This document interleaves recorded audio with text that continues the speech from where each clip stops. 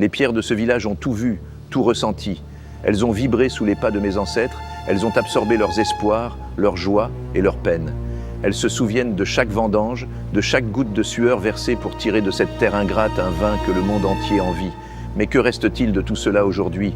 Rester ici, est-ce vraiment un acte de courage ou simplement la résignation d'un homme qui refuse de voir le monde changer? Les vignes de Tavel, ces vignes qui m'ont nourri, qui ont façonné mon existence, ne sont plus qu'un piège doré, un filet serré autour de mon âme, tissé par ceux qui, là-haut, tirent les ficelles.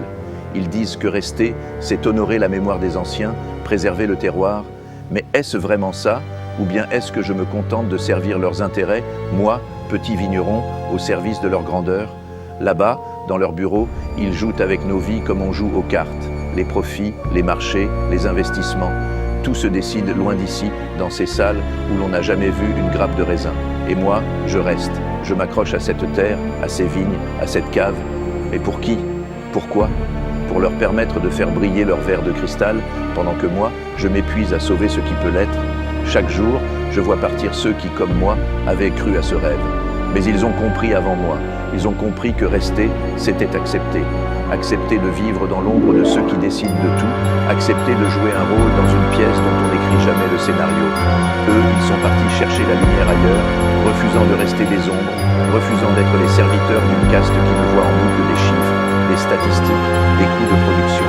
Et moi, je reste, comme ces tonneaux, lourds et immobiles, remplis de souvenirs plus que de promesses. Le vin que je tire de cette terre, est-ce encore le mien? Ou est-ce que chaque gorgée est un hommage silencieux à ceux qui me tiennent ici, dans ce rôle que je n'ai pas choisi, mais dont je n'arrive pas à me libérer? Rester, partir. Quelle est la différence au fond? Partir, c'est abandonner la bataille, mais rester, c'est se battre pour qui? Pourquoi? Pour les maintenir, eux, là-haut, intouchables, inaccessibles, tandis que nous, ici-bas, nous continuons de labourer, de vendanger.